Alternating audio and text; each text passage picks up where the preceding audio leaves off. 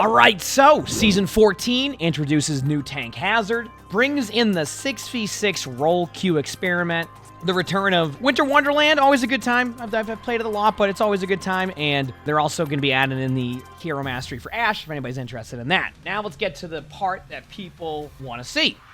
Old habits die hard. Starting off, there is going to be a change to the damage roll passive, and this one is very interesting to me because some of it sounds good and some of it sounds interesting, and it doesn't sound like it will benefit tanks as much.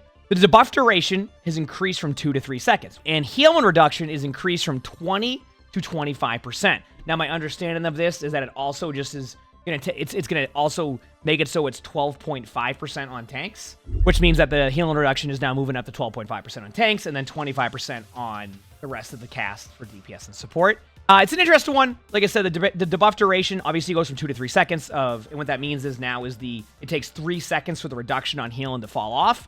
I'm definitely interested to see how this goes. On top of that, they've taken the global projectile size bonus and changed it. So the hit scan radius large was reduced from 0.08 to 0.07. The hit scan radius small was reduced from 0.05 to 0.04 meters.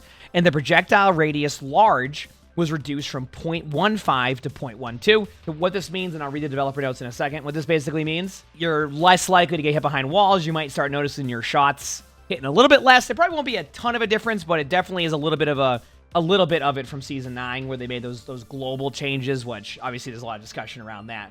People liked it, don't like it, etc. Developer comment says, we're increasing the potency of the damage roll passive in order to make the threat of sustained damage more meaningful by slowing down health recovery while in combat. At the same time, we're slightly decreasing how reliable hit scan and large travel time projectiles are to hit.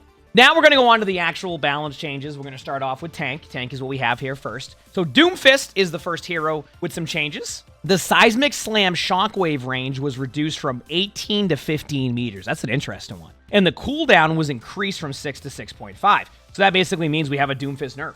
The range is going to be reduced, so you're going to do a little bit less of that AoE damage that you do when you do the slam, and the cooldown's an extra half a second. So it definitely is a nerf. Then we're going to go into Hazard. So Hazard did get some changes. As you know, there was a play test recently.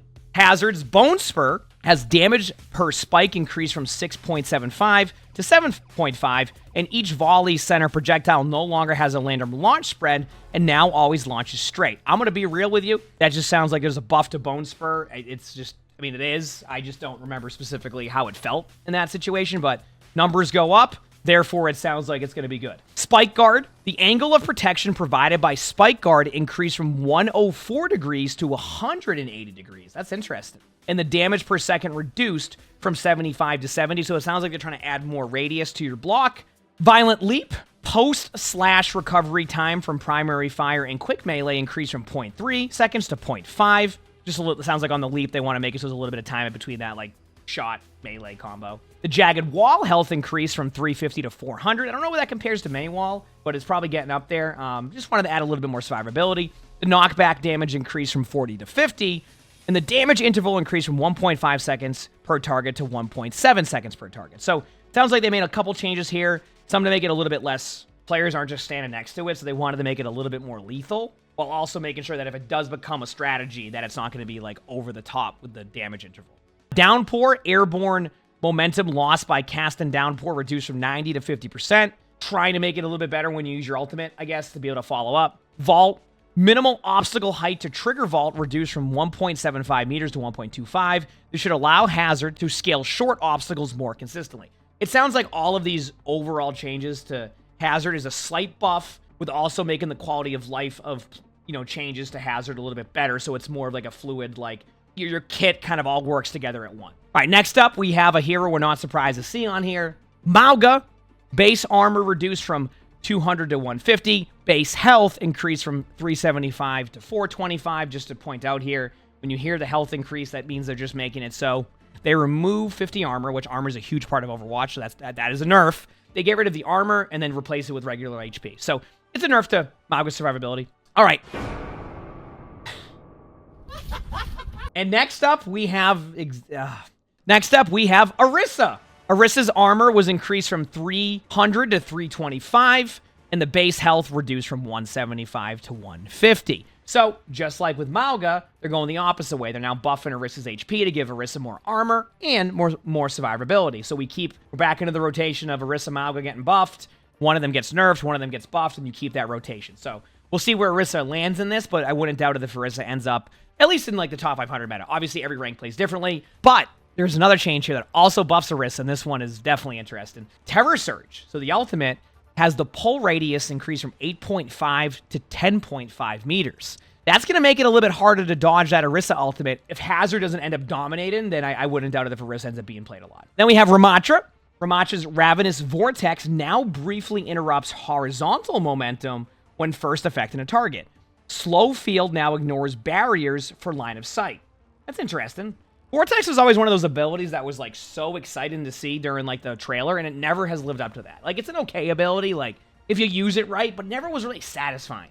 I don't think it's going to make Ramattra this game-breaking tank. It's just going to be a little bit nice of a quality of life change. Next one here is a very interesting one because I didn't expect this because Winston is very good, but Winston got a buff. So Winston's jump pack damage increased from 50 to 60. When you jump in, does more damage. That's your tanks. An interesting bunch of tank changes. It's kind of what we normally see. On to the damage roll now. We have Ashe. Coach Gun can now be activated while affected by mobility lock-in abilities, but won't move Ashe. Okay, I mean, so it sounds like just a quality of life change. Basically, if you're in something that locks you out, you can now use your Coach Gun. That just sounds like it should never... That sounds like that's just like a bug fix almost. Like that shouldn't have been an interaction, it feels like. Pharah. Jet Dash. Cooldown increase from 8 to 9 seconds. This is probably just to make it so the Pharahs aren't able to... It just sounds like a slight nerf. It's just a way to nerf the hero. I mean, there's already going to be a little bit of projectile long-range nerf, so maybe that, like, goes hand in hand, but it won't notice much of a change. We're on to Soldier 76. This buff is just, it always feels like they're very afraid to make Soldier 76 good. Biotic Field cooldown reduced from 18 to 15 seconds. That's it. Sojourn. Railgun. Secondary fire damage scaling increased from 1 to 100 damage to 20 to 120 damage. Symmetra with a small buff here. The teleporter the base shield health increased from 200 to 250. This just sounds like a way to make the TP style play better. The dev comment says Symmetra is performing quite well, but we'd like to further enable team play around an interesting ability like the teleporter by making it more difficult to destroy. Torb, the deploy turret build time reduced from 3 to 2.5 seconds, and the base health increased from 225 to 250. And your Forge Hammer damage increased from 55 to 70, which means you can hammer people for 70 damage. This one's an interesting for me. I feel like there's so many people who don't like killing turrets that making turrets be able to build quicker and then also be harder to kill is an interesting one, only because like you cannot get your teammates to kill turrets. So we'll see how it goes. Venture. Drill Dash cooldown rate is now faster anytime Burrow is active, rather than requiring the player to be underground. Yeah, this sounds like a quality of life change. I mean, even let's see, the dev comment says this is mostly a quality of life change that makes Venture's cooldown cycle more consistent as they tend to activate Burrow while soaring through the air quite often. So basically, if you're in the air while going Burrow, it will start your cooldown quicker. So yeah, exactly what it is, a quality of life change. So there's your DPS changes. Not too many changes, I'd say. As you know, I get to go up against like server admin widows a lot. I think the overall hit scan change might... I don't know. We'll see how that goes. Widow might still be really good. I just don't know how that change is going to feel. On to support. This is interesting. BAP gets a buff. Regenerative Burst cooldown decreased from 15 to 14 seconds. Okay, and I'd be okay with that at 1 second difference. But on top of that, they've increased the radius from 10 to 12 meters, meaning you heal your teammates even further now with the Burst heal. BAP's just a good hero. I'm going to be real with y'all. If you can get good at BAP, you're going to have a good time. Brig has been nerfed a little bit, it seems. Inspire duration reduced from 5 to 4 seconds. A lot of the time, you should be able to proc your Inspire, and a lot of the time, the 5 seconds won't make or break a team fight, like that extra little bit of healing. All right, Ayari. As you know, a lot of people have been saying that the explosion radius was not enough, so the explosion radius has been increased from 8 to 10 meters. That one's surprising to me. I already felt like it was ridiculous, but 10 meters. And then the last change we have, we have one more change. Lucio. So Lucio's sound barrier now falls faster when used in midair. So that's a good change, right? Basically, that's going to allow for you to get your beat done quicker there, so that will be helpful for your team. The crossfade, though, the self-healing penalty decreased from 60% to 40%, which means that you now can survive a little bit. So there you go. Those are your patch notes. Those are your Season 14 balance changes. I'll be honest with you. I don't really know what will shift with a lot of this outside of the Orisa Mauga gameplay. You might see a little bit more Torb and Sim doing well, and yeah, Sojourn. We'll see. I really don't know. It's more of a prediction. But some good changes for some heroes, like Bap and Lucio players are going to be super happy with that. Obviously, Brig, you know, has a little bit of a nerf, but yeah, Ayari with Captive Sun. So we'll see. We'll see how everything goes. I am excited to play Hazard, so a lot of it will be, is Hazard good? If Hazard can kind of change how the game plays, that will shift meta regardless. But that will really kind of dictate it. Where's Hazard lay in all of this, right? How is Hazard? If you like the video, make sure to hit the like button, subscribe to all 3 YouTubes if you haven't, leave a comment. All of that helps. If you want to, I don't know, just join my Discord, description below. Usually we record these live on stream. I actually recorded this one off stream, but stop by the stream. We have a lot of fun. Also stream on YouTube. With that being said, I hope you all have an amazing day/night.